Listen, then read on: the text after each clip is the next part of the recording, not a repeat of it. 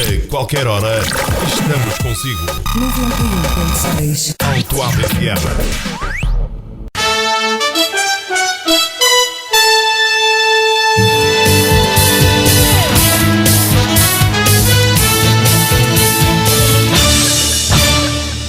Falar daqui.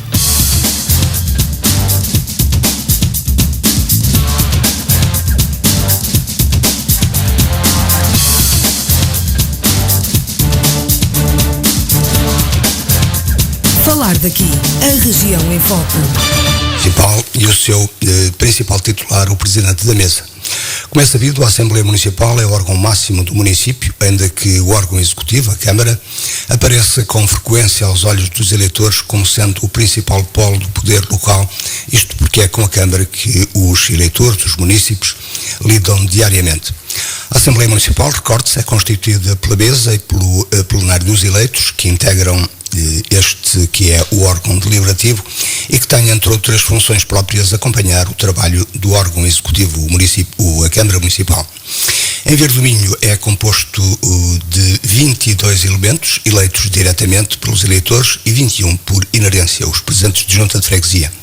Um quadro que, como se sabe, irá mudar a partir de setembro como resultado da reforma administrativa do território, que diminui o concelho em 10 freguesias com a criação de 5 associações de freguesias. O Presidente da Mesa da Assembleia Municipal de Verde do Minho, saída das eleições autárquicas de outubro de 2009, tem já um percurso de quase 24 anos de atividade pública, que começou com a sua eleição para a Câmara Municipal em 1998. Foi vereador e vice-presidente da Câmara em Verde do Minho, diretor regional da Segurança Social e também diretor regional da Agricultura e Pescas do Norte. Analisar o trabalho e funcionamento do órgão deliberativo municipal, as possíveis alterações no futuro e a sua visão pessoal sobre o país e o concelho é a proposta do Falar daqui de hoje. Para isso convidamos e temos connosco em estúdio António Vieira Ramalho, Presidente da Mesa da Assembleia Municipal de Verde do Minho. Dr. Ramalho, boa tarde, obrigado por ter vindo. Boa tarde, Zé Luís e ouvintes. Começamos exatamente pela última Assembleia, que é fresca, é de sexta-feira. E nota quem está a observar que numa agenda de 15 pontos, considerando 13, considerando que os dois últimos são apenas o relatório entre assembleias e a parte de intervenção do público, 13 pontos se resolvem, mesmo com o período de antes da ordem do dia, em pouco mais de 1 hora e 45 minutos.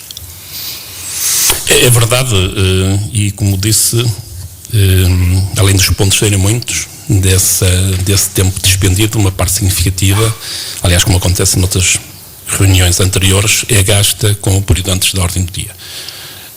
Quando entramos na discussão da maior parte das propostas que são presentes, e também elas são essencialmente emanadas do órgão executivo, da Câmara Municipal, de facto a Assembleia e os seus membros não se têm mostrado muito interventivos. Isto já o tentamos discutir aqui, por desinteresse dos políticos ou por uma das razões que também já aqui apontamos, que é a falta de preparação dos eleitos? Eu penso que são as duas coisas. Eu acho que as Assembleias Municipais têm alguma capacidade de intervenção, mas são excessivamente afastadas do processo decisório. Ou seja, são integradas por pessoas que têm, a maior parte delas, a sua vida profissional e têm relativamente pouco tempo para o estudo e o acompanhamento dos temas aí tratados. Aí deveriam entrar os staffs das conselheiras. Pois, era isso que eu dizia, que eu ia concluir. Julgo que no futuro um grupo parlamentar bem organizado necessitará de ter alguma assessoria que lhe permita preparar e estudar os temas. Embora também sendo certo que nomeadamente por parte do PSD, e creio que também o CDS, tem representantes no Executivo e, portanto, poderiam, do meu ponto de vista, ter uma informação mais atualizada sobre os temas. De toda a forma, sem estes mecanismos de acesso à informação, torna-se mais difícil porque, inclusivamente, as transformações a ocorrer no poder local, nomeadamente nomeadamente em termos de novas competências, alterações da lei, obrigam a que haja de facto bastante tempo para conhecer e estudar os dossiês. Isso é, digamos, uma constatação geral do poder local. Depois, falta alguma acutilância política. Eu já disse isso mais que uma vez. É evidente que se nós entendermos, enquanto elementos da Assembleia Municipal, que a Assembleia Municipal é um espaço privilegiado do debate político, não há nenhuma razão para que não hajam intervenções muito mais constantes sobre todos os temas, e nomeadamente na ordem do dia, sobre temas um pouco mais abrangentes e um pouco mais transversais à vida política do Conselho e até do país. Mas há algumas limitações que são postas pelo próprio regulamento, e nós temos ouvido aqui lamentações sobretudo por parte da oposição, dos tempos de intervenção. Não há nenhuma limitação. A única limitação que existe, está no próprio regulamento, é que no período antes da ordem do dia ele deve ter uma duração máxima de 60 minutos e, portanto, aquilo que é hábito é fazer-se a inscrição dos membros que querem participar e depois dividir esses 60 minutos pelo conjunto dos interventores. Dir-lhe-ei que, primeiro, nunca tivemos 10 inscrições, o que significaria no mínimo 6 minutos para cada um, sempre tivemos menos do que isso, e nunca tivemos nenhuma situação em que tivéssemos que retirar a palavra ao membro da Assembleia Municipal por estar a exceder largamente o tempo que lhe está atribuído. No resto, não há nenhuma limitação à intervenção. Não significa que futuramente, num futuro regulamento, não possa e não deva haver uma maior regulamentação da intervenção, quer dos deputados da Assembleia Municipal, quer dos representantes da Câmara Municipal, nomeadamente do Presidente da Câmara, para todos termos, digamos, uma percepção maior sobre a capacidade de intervenção.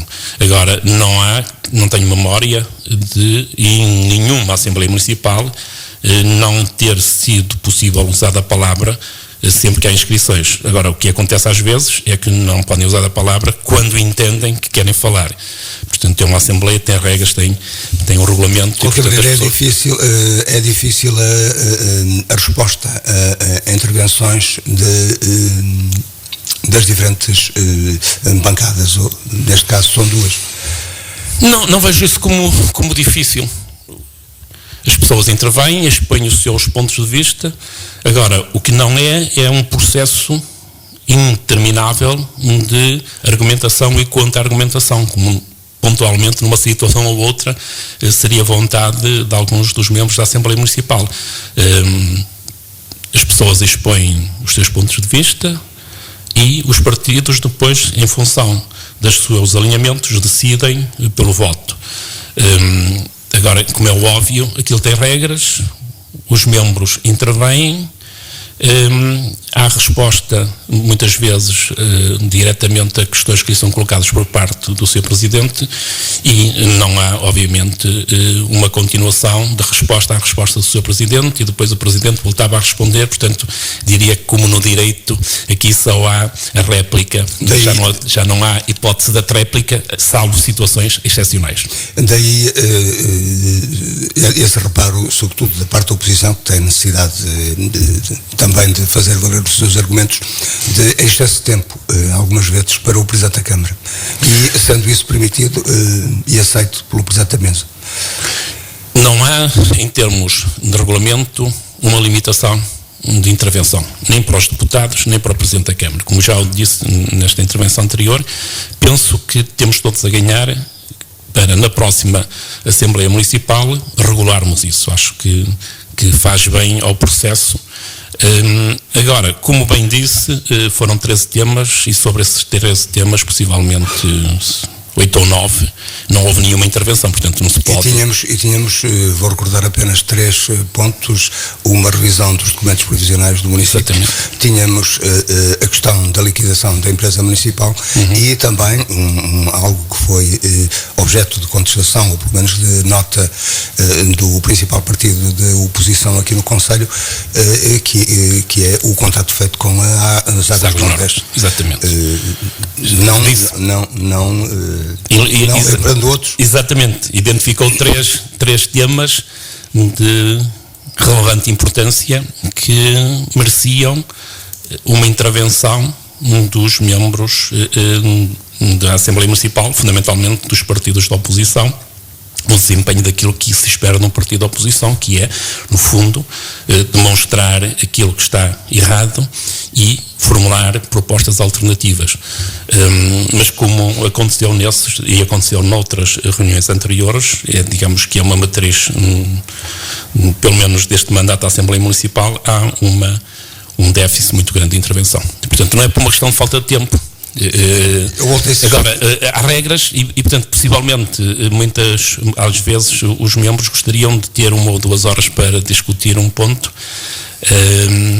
mas isso nunca aconteceu por falta de tempo, aconteceu sempre por essa visão de que têm sempre direito de resposta e, portanto, isso é que não é possível.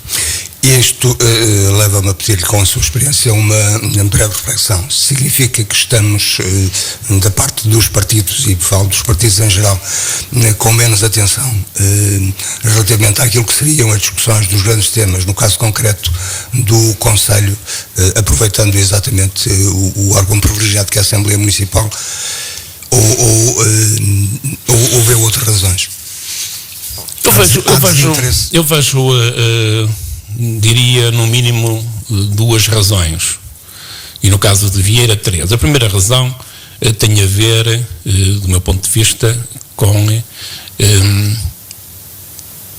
digamos, a falta de um debate mais alargado, que depois os membros dos partidos com assento na Assembleia Municipal podiam refletir isso sobre os processos de desenvolvimento dos territórios. E, portanto, hoje em dia, acho que praticamente ninguém se interessa por discutir um processo de desenvolvimento como o Conselho de Vieira do Minho, que não acontecia quando nós próprios começámos as nossas atividades. Eu acho que aqui há 20 ou 30 anos as questões de natureza política eram muito mais presentes e, portanto, havia uma maior paixão na discussão dos temas, das soluções, o que é que era preciso fazer. Eu diria que o grau de infraestruturação dos territórios exige hoje um discurso novo e uma abrangência de novos temas e novos paradigmas que se torna também mais difícil, obriga a que as pessoas estejam mais atentas, tenham um interesse mais vasto do que quando nós reivindicávamos mais uma estrada, mais um caminho, mais um pavilhão, mais um campo de futebol. Digamos que reivindicar e ter umas ideias sobre infraestruturas é relativamente simples. Hoje exige-se na discussão política autárquica, que é por parte de quem está no poder, quem está na oposição, ter ideias para soluções de problemas que são problemas que nos atingem a todos, nomeadamente o problema do desemprego, da criação de riqueza, da fixação das populações. Como é que isto se faz? Isto não é fácil.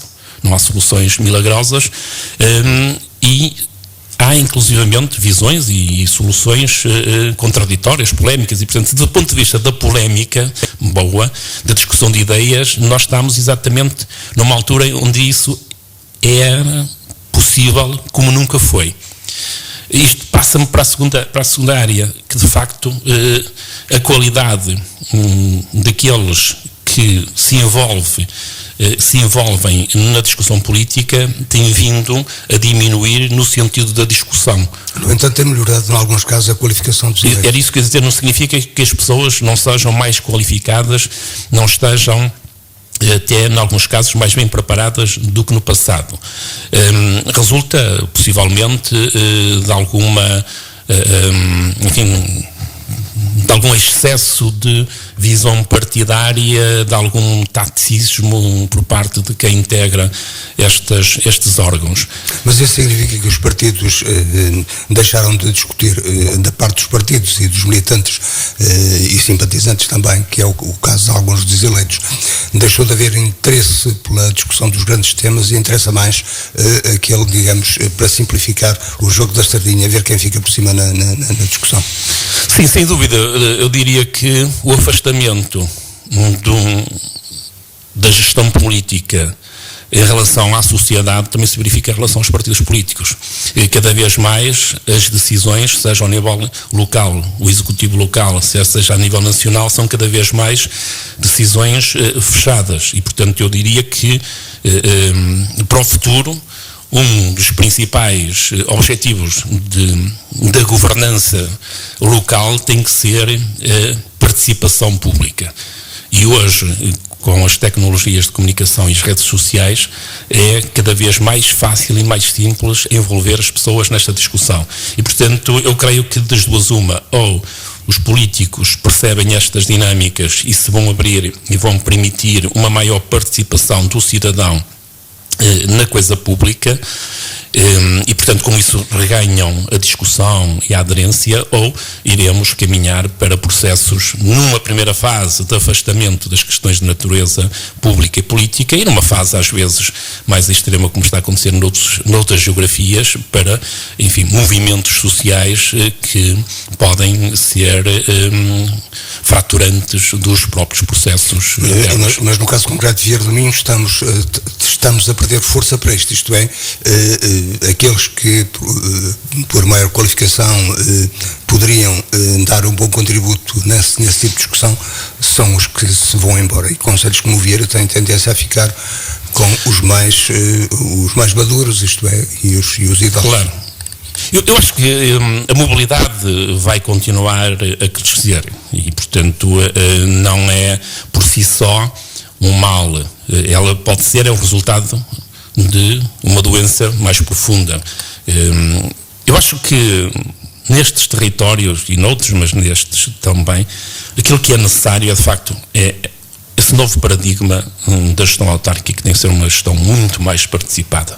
Ela não pode ser só uma gestão legitimada pelas urnas e depois muito presa a procedimentos e muitas vezes também espartilhos da natureza legislativa, é verdade, mas eu acho que o autarca do futuro será o autarca que se consiga interligar-se com a sociedade civil e consiga trazer para o processo de decisão e de consolidação das decisões políticas o maior número de pessoas.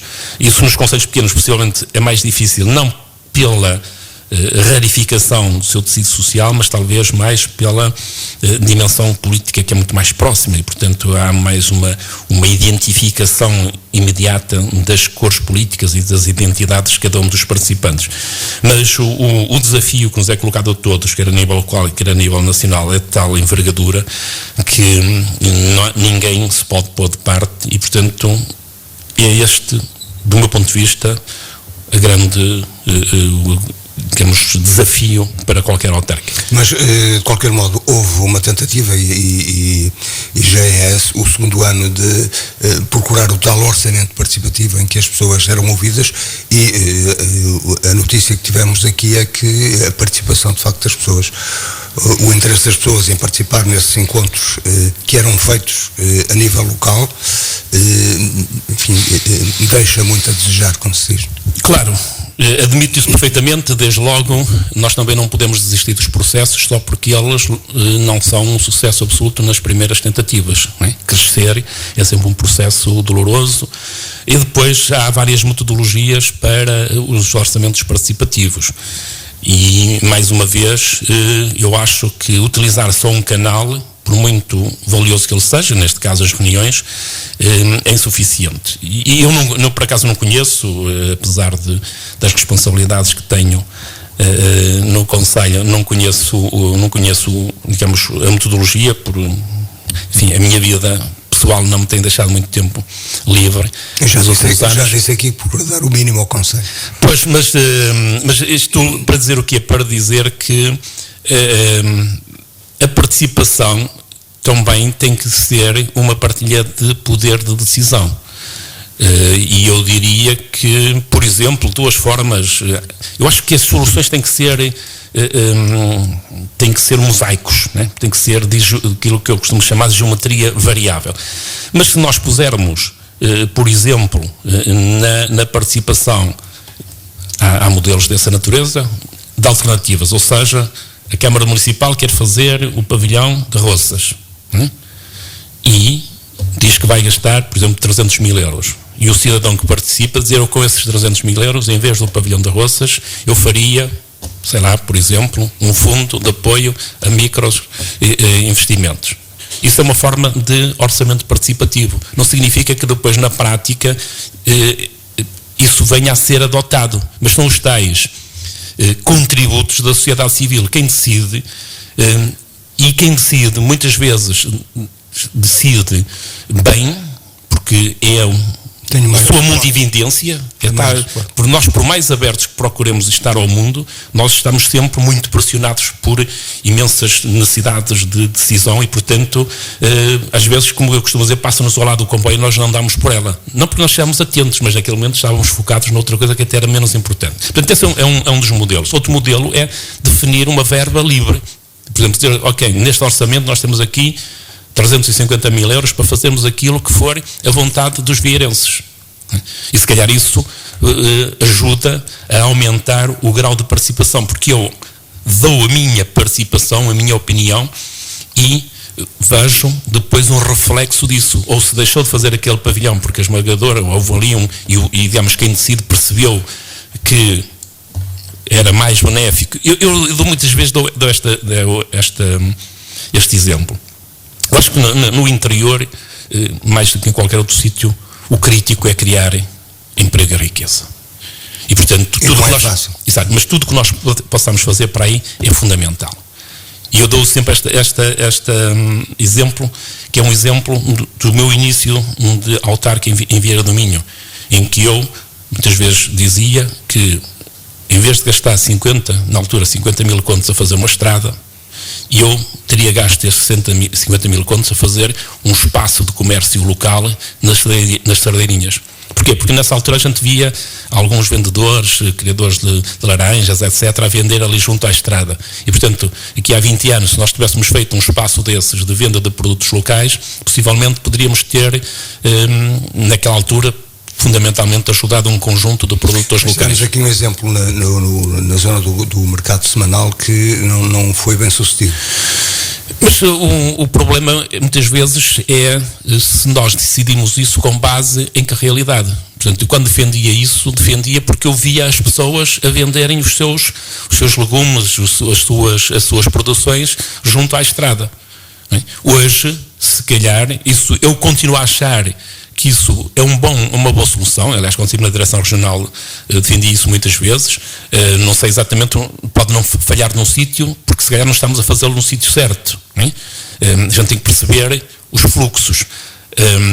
Mas é um instrumento fundamental, as tais feiras, que foram as feiras tradicionais, ou seja, um sítio onde as pessoas possam comercializar aquilo que produzem. E aquilo que nós, consumidores, compramos sempre coisas da época, não é?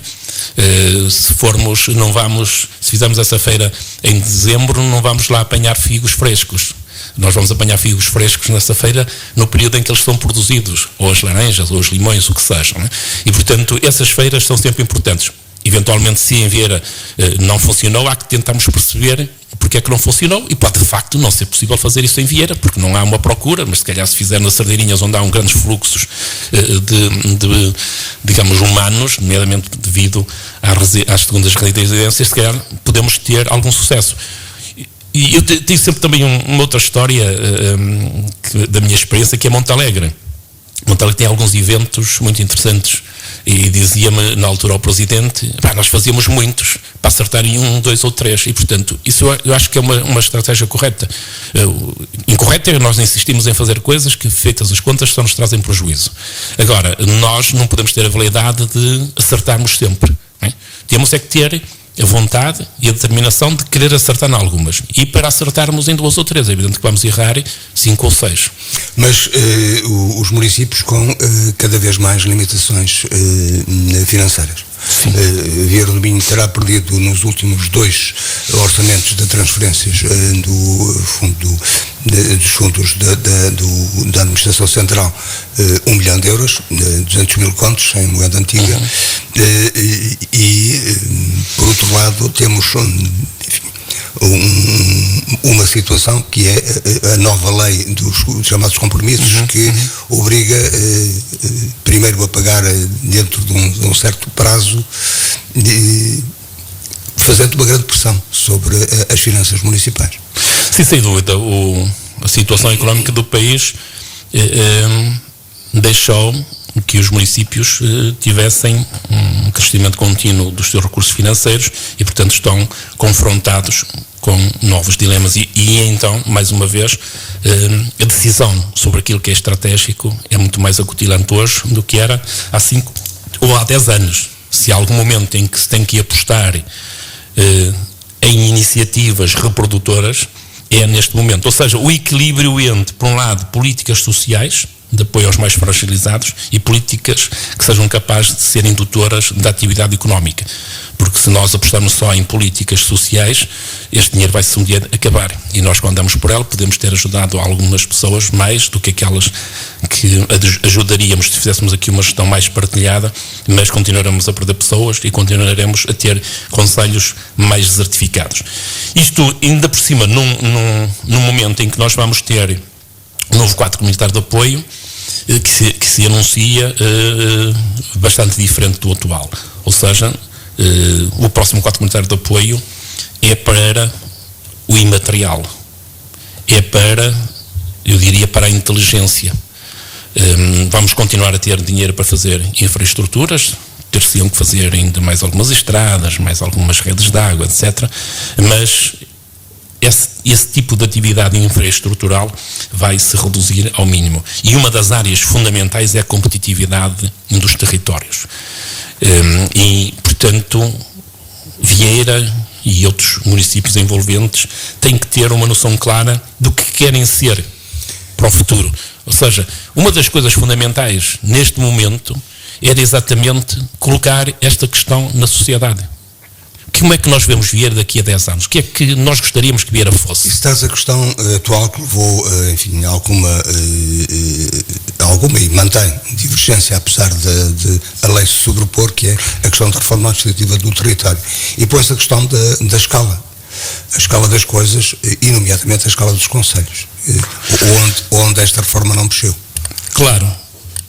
Essa é uma questão que mais nem menos dia vai ser colocada sobre a mesa. A sustentabilidade dos municípios, porque o país não vai ter dinheiro para ignorar essa dimensão. De toda a forma, nós temos sempre aqui 2 instrumentos. Um instrumento associativo, chamado as associações de municípios, e agora um instrumento novo que, enfim, pode ajudar um pouco mais que as próprias associações chamadas comunidades intermunicipais, as CIMs, e é, à volta disto, repare que é possível fazer trabalhos integradores de territórios mais vastos. Por exemplo, na minha atividade privada, concebemos, e agora conseguimos ver aprovados, agora no início de junho, 3 projetos de,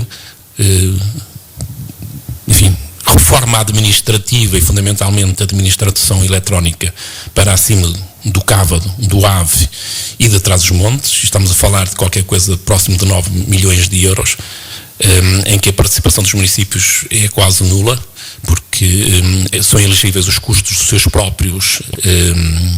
próprios funcionários e, portanto, não vão precisar, basicamente, não vão precisar de dinheiro próprio, nem vão estar com problemas na lei dos compromissos, e é um modelo e é uma estratégia integradora similar. Portanto, nós concebemos uma estratégia para esta área da reforma administrativa e da administração eletrónica que é igual em Chaves e é igual em Vieira do Minho. Depois, evidentemente, que vamos ter aqui especificidades. E, portanto, é possível crescer e ter estratégias integradoras de territórios cada vez mais vastos. O que é necessário é, de facto, haver vontade política e haver determinação.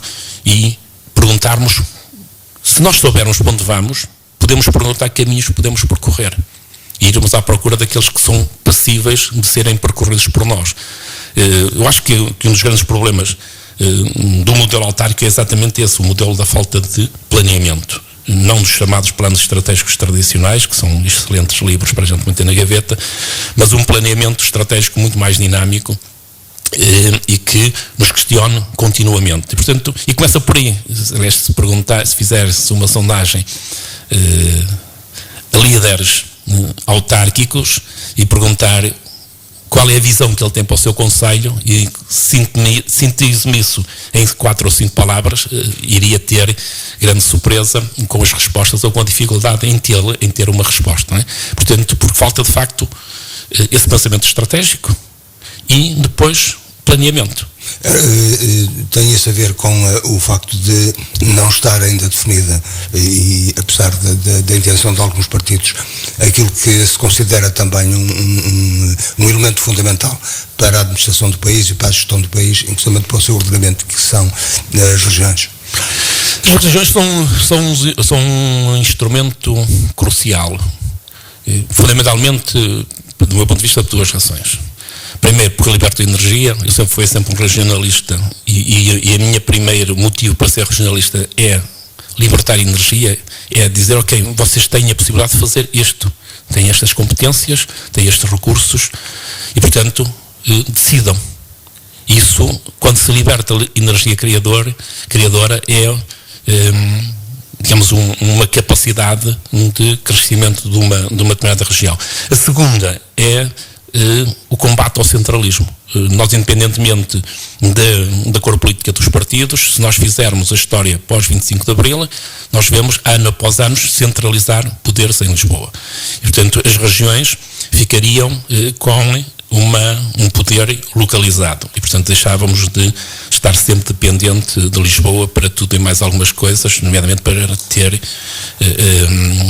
direito a férias. Por exemplo, quando foi dirigente, para ir à Espanha tinha que ter uma autorização do seu ministro. Portanto, nós centralizamos ao ridículo. E, portanto, isso era um movimento relativamente simples de fazer, porque se olharmos para a região norte, bastaria fundir uma parte significativa, não é a maior parte, de serviços desconcentrados e dizer, ok, vocês ficam com... Nós gastamos aqui atualmente o poder central com os serviços desconcentrados, imagina, gastamos 100 milhões de euros por ano e, portanto, vocês vão ficar com 90 milhões. Aquela questão que é mais despesiva, não sei mesmo. Eu acho que uma solução dessas afastava essas questões do despesismo. Costumamos ouvir aqui assim que um euro gasto por uma autarquia local tem melhor efeito do que, claro, um pouco mais planeado pela administração central.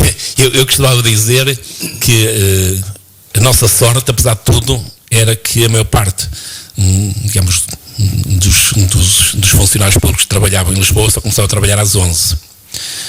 Há uns anos para cá eu já defendo que eles não deviam trabalhar, porque se eles não trabalhassem, a maior parte dos ministérios, nós teríamos um país melhor. Isto não tem a ver com o facto de ser funcionário público, é com a burocracia que se cria, não é? Porque uma decisão que tem que ser tomada em Torres Moncorvo, e que às vezes, e eu tive essas experiências, pode ser contratar serviços para podar uma quinta, e que tinha que ser autorizada pelo Sr. Ministro das Finanças, demorava meses. Eu tinha que instruir aquilo tinha que ir para a Secretaria-Geral, tinha que ir da Ministério da Agricultura, tinha que ir para o Sr. Ministro da Agricultura, que depois mandava para a Direção-Geral de Tesouro, etc., até chegar ao Sr. Ministro que autorizava a fazer a poda de uma quinta que o Ministério tinha. Mas já não era necessário, se calhar. Não era necessário porque, quer eu, quer o meu colega, tivemos sempre a coragem de mandar podar a quinta na sua devida altura e sempre antes da autorização do Sr. Ministro. Mas corríamos o risco de um dia ele não autorizar e nós ficarmos com aquela despesa de ter que ser suportada por nós. Portanto, nós temos de facto uma cadeia burocrática brutal e é aí que se pode ganhar muita eficácia com as regiões administrativas. Aliás, essa é uma das razões apontadas para algumas das deficiências do país, nomeadamente a captação de investimentos.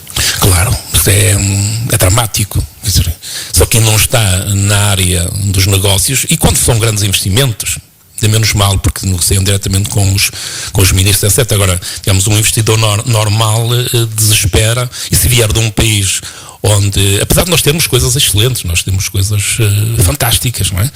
Nomeadamente a nível da criação de empresas, temos até mecanismos que facilitam imenso, mas depois há outras áreas de licenciamentos ambientais, de ruído, enfim, toda uma outra panóplia de licenciamento que são desesperantes, porque de facto nós conseguimos envolver tudo e mais alguma coisa para decisões que deveriam ser cada vez mais da responsabilidade individual ou empresarial. Portanto, eu sou cada vez mais defensor do modelo de responsabilização e que o Estado seja cada vez mais um acompanhante e um fiscalizador e não um licenciador de papéis, porque os recursos humanos que nós envolvemos na configuração formal de um processo, obviamente, não podem depois estar no terreno a acompanhar. E muitas vezes nós queixamos, nós cidadãos, de que as coisas são mal feitas, funcionam mal e que o Estado não tem capacidade de acompanhar. Pois não, porque as pessoas estão absorvidas na instrução de processos. E o processo está bonito, está lindo, está tudo direitinho. Na prática é que não funciona. É quase o exemplo da PSP, em que os polícias, muitos deles, em vez de fazer um trabalho de rua, fazem de gabinete para cumprir formalidades e burocracias. Era agradável continuar esta conversa, mas estamos a aproximar-nos do final e temos aproximadamente 10 minutos. Queria ouvi-lo ainda sobre o processo de liquidação da empresa municipal EPMAR, uma vez que também está no processo da sua gênese, era vereador nessa ocasião. Sim, tempo, exatamente. Eu não conheço a evolução da EPMAR em termos de opções empresariais. Agora, a lei... A sua opinião relativamente a esta questão, aquilo que foi posto como argumento para a sua liquidação. Não, uma empresa destas, uma empresa municipal que presta os serviços que presta, não consegue 50% das suas receitas, ou melhor, receitas de 50% das suas despesas, deve ser liquidada. Isto é equilibrado. Isso enfim, são decisões que muitas vezes são para, enfim, darmos conformidade a orientações que estão no acordo que fizemos com a Troika, mas muitas vezes estão também aquilo que eu costumo dizer para o inglês ver, ou seja, neste caso para a Troika ver, porque posso concordar com um princípio, mas esse princípio tem que ser transversal, tem que ser a todas as empresas. E nós vemos que facilmente se extinguem empresas no interior, em Vieira de Minho e outros concelhos do género, e que continuamos a ter empresas públicas centradas em Lisboa, muitas delas só fornecem serviços a quem vive em Lisboa, nas proximidades, que têm déficits brutais, não é? Que ainda por cima brincam com instrumentos financeiros, como hoje se percebe. Os famosos swaps. Exatamente. E essas continuam a existir, todos os anos a acumular déficits, e essas não são preocupantes, que não consigam ser sustentáveis. É evidente que quando olhamos para uma empresa desta natureza, nós percebemos que eu acho que ela tem que ser autossustentável, uma empresa que presta serviços. E é possível? É possível. É EPMAR com os serviços que presta. Tem conseguido. Consegue receitas para a limpeza de jardins, para todo o conjunto de serviços. Se não forem serviços prestados que sejam pagos pelo cidadão diretamente, são pagos através dos seus impostos e do orçamento da Câmara. E esse é limitado e cada vez será mais limitado. E, portanto, o que temos é que olhar quais são os serviços que nós prestamos e como é que os podemos rentabilizar. E isso, quando falamos de água, saneamento, recolha de lixo, há aqui um mundo enorme para tornar mais otimizados estes processos. É uma coisa a qual eu estou a começar a trabalhar. Mas nunca rentáveis. A questão aqui não é da rentabilidade, aqui a lei só obriga a que gere 50% das receitas. Não é? Eu acho que todos nós temos que perceber que ou pagamos diretamente esse serviço ou pagamos indiretamente através dos impostos. Não há jantares grátis, não é? E, portanto, se eu pagar diretamente, eu começo a perceber o custo que tem o serviço que me é prestado. Porque nós muitas vezes temos um pouco a ideia de que isto, como é público, é da Câmara, portanto isto tem que ser de graça, e se calhar até ainda me agradecerem por eu colocar lá o lixo, por gastar água a mais, não sei quantos, não é? Portanto, por um lado tem que haver uma alteração desse tipo de cultura. Agora, há uma capacidade enorme de poupança nestes processos. Estes são processos, nomeadamente a recolha de lixo, são processos caóticos. E eu sei isso porque foi autárquico, quer dizer, cresceu como? Ou Deus dará, que se costuma dizer. Depois aqui um contentor, acolá outro, depois entra junto, abre-se mais uma rua. Nós estamos profissionalmente a entrar nesta área e a fazer estudos, e há situações, por exemplo, de percursos de recolha de lixo em que o carro recolhe a subir em vez de o fazer a descer. E um carro de lixo gasta 100 litros aos 100. Não é?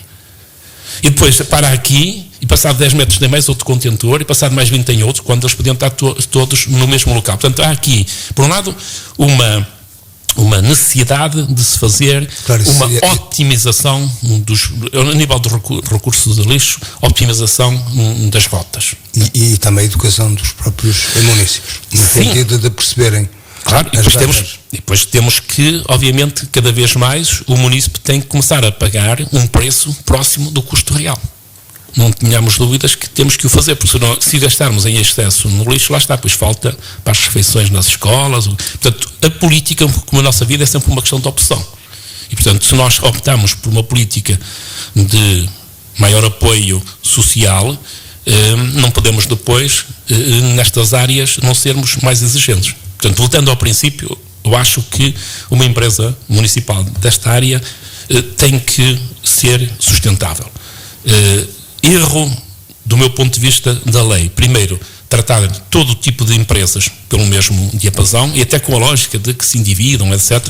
Eu não sei, ultimamente se mudou a lei, mas no meu tempo o endividamento das empresas municipais era consolidado no endividamento da Câmara, e portanto ter empresas municipais ou não ter, do ponto de vista de endividamento, estamos iguais. Depois que se pagavam, enfim, salários chorudos, evidentemente, primeiro depende de cada autarca, mas isto era fácil a regular, porque bastaria pôr uma lei que estabelecesse o valor máximo. Eu penso que agora até já saiu, que inclusive só permite ter um gestor a tempo inteiro nas empresas municipais, portanto por aí regulava-se. E depois, a excepcionar, quer dizer, estas desta natureza, como por exemplo, as chamadas utilities, água, saneamento e outro género de coisas, têm que gerar 50% ou 60% das suas próprias receitas. Outras de outra natureza, de natureza cultural ou coisa parecida, obviamente isso não tinha sentido. Mesmo tendo em conta os níveis de rendimento dos municípios, também deverá ser ponderado. Também tem que ter um custo menor, não é? Repare que Braga tem 4 empresas municipais, uma na área social, uma nos transportes, outra nesta área, digamos, das águas, saneamentos e resíduos, e outra nos parques de exposições. Nenhuma foi encerrada. Portanto, e uma é social, que é que gera os bairros, e no fundo das 4 é aquela que tem, e outros transportes também, mas tem maiores dificuldades. Portanto, este tipo de empresas é possível. O que eu acho que o Governo deveria fazer era dar um período de adaptação, não é dizer-nos, acabou o jogo, quem não está a jogar não tem hipótese de calçar as botas, não é? E deixa de ser jogador. Não é? Portanto, há aqui deveria haver uma nova orientação para este tipo de empresas e um período de adaptação em que havia uma possibilidade de demonstrar que neste momento, ou nos últimos 5 anos, a empresa como a EPMAR não conseguiu ter receitas próprias, 50% ou mais receitas próprias, mas é possível nos próximos 3 ou 4 anos atingir esse desidrato, porque não tínhamos dúvidas. As despesas continuam, os serviços têm que continuar a ser prestados, só que em vez de ser pela empresa é pela Câmara. E, portanto, a única coisa que potencialmente se afasta é salários milionários que existiriam em algumas empresas municipais, que não era o caso de Vieira de Minho, que sempre praticou salários iguais aos vereadores ou menos. E, portanto, desse ponto de vista não se altera nada, quando muito pode-se dificultar o processo, e vai-se dificultar, porque na administração pública hoje a contratação de recursos humanos, como sabe, está dificultada. Um minuto que é pessoal. Já disse aqui que está a dar ao Conselho os mínimos que deveria dar, e vai continuar. Já foi anunciado como candidato pela lista do PS. Vai mudar vai ter uma maior participação no futuro? Possivelmente tê-la-ei, se houver espaço para isso. Acho que se houver uma vontade de um processo mais partilhado e mais discutido, poderei ter uma intervenção maior, até porque profissionalmente, como continuo muito ligado aos processos autárquicos, estas questões que se vão colocar com os novos pacotes de fundos comunitários vão também me permitir intervir localmente nos processos de alinhamento do Conselho com esse novo paradigma. Não? Vejamos então o que diz o futuro. Hoje agradeço a sua presença. Eu que agradeço a oportunidade.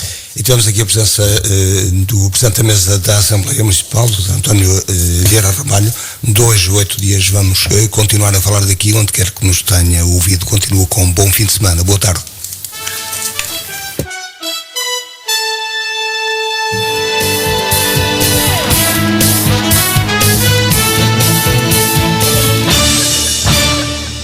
Falar daqui.